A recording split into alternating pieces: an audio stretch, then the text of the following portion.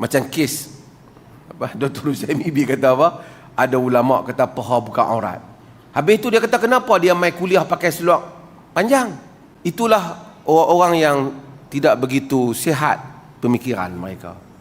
Bila orang kata kalau macam tu, mazhab Syafi'i kata antara pusat dengan lutut, hang mai kuliah tak payah pakai baju lah.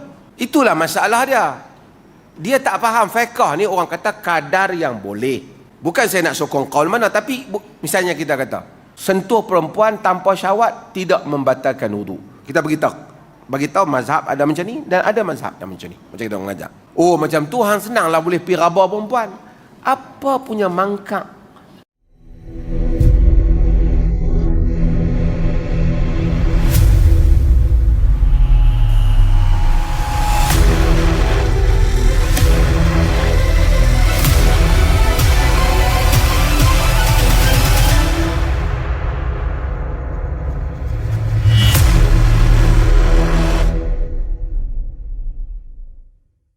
Wajib wudu tak sujud tilawah ni?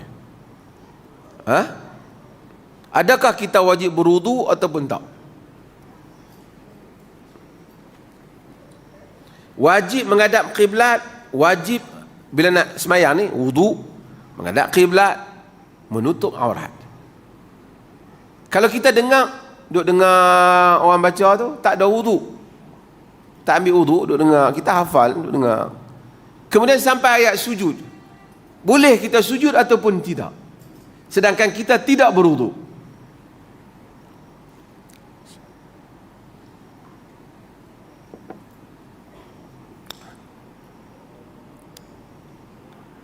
Majoriti para ulama mereka mensyaratkan hendaklah berwudu, menghadap kiblat dan tutup aurat. Tapi sebahagian para ulama seperti Ibnu Taimiyah tadi dia kerah tadi bab tadi wajib, tapi bab ni dia kata tak wajib ada wudu. Pendapat ni Ibn Baz, mufti Saudi dulu sokong pendapat ni. Sebelum tu Ibn Qayyim juga dengan pendapat ni, tak syarat dia kata. Dengar je boleh. Cuma yang terbaiknya kalau ada wudu lah. Tuan-tuan yang dengar kuliah ni, terutama yang tak mai kuliah ni, dia dengar rakaman tapi dia tak biasa dengan fiqh dan dia ada renjatan letrit sikit dalam badan dia, saya nak bagi faham. Apabila orang kata tidak wajib, bukan bererti orang suruh sujud tanpa wudu. Orang bagi tahu fiqh dia kata macam tu. Macam kes Dr. Usaimi kata apa, ada ulama kata paha bukan aurat. Habis itu dia kata kenapa dia mai kuliah pakai seluar panjang. Itulah orang-orang yang tidak begitu sihat pemikiran mereka. Bila orang kata kalau macam tu, mazhab Syafi'i kata antara pusat dengan lutut, hang mai kuliah tak payah pakai baju lah. Itulah masalah dia. Dia tak faham fiqh ni, orang kata kadar yang boleh. Bukan saya nak sokong kaul mana, tapi misalnya kita kata sentuh perempuan tanpa syahwat tidak membatalkan wudu. Kita beritahu mazhab ada macam ni dan ada mazhab yang macam ni. Macam kita mengajar. Oh macam tu hang senanglah boleh pi raba perempuan. Apa punya mangkak? Orang cerita batal tak batal. Yang dia duk pi kalut nak pi raba perempuan pasal apa? Orang cerita macam orang kata, kalau kita kata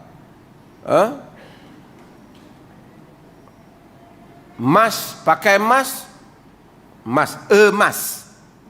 gold, pakai emas haram tapi tidak membatalkan solat. Oh macam tu hampa nak semayang pergi cari rantai bini hampa lah. Apa punya mangkak? Orang cerita batal tak batal, nak cerita sisi hukum. Tuan-tuan faham tak? Kalau sebab tu orang jenis ni dia tak boleh mengaji fiqh apa, dia penin, dia kira nak komen tapi dia mempunyai masalah kemurungan yang serius. Kalau dia baca dalam dan kitab-kitab para fuqaha menyatakan mani laisa bin najis, bukan najis. Mani tidak najis. Maksud kena pakai. Oh, kalau tak najis tu hampa boleh minum. Apa punya mangkak? Macam itulah depa ni. Orang cerita baik lain, dia nak pi andai macam lain. Orang kata sentuh perempuan tak betul. Oh, macam tu senanglah. Pi kat lebuh raya masa nak bayar betul, pi pegang tangan perempuan tu. Yang ni telan ubat tak ancam. Tapi dia pi sebab tu kuliah pengajian, orang mengaji agama ni kau jadi cerdik. Bukan mengaji kau jadi orang tu sebut bukan jadi bodoh. Tapi bukan kita, tapi bila setengah orang tu terlalu banyak duk kena kata bodoh, jadi bodoh sungguh. Jadi kita mengaji supaya kita cerdik. Ini soal hukum. Pakai sutra lelaki tak boleh.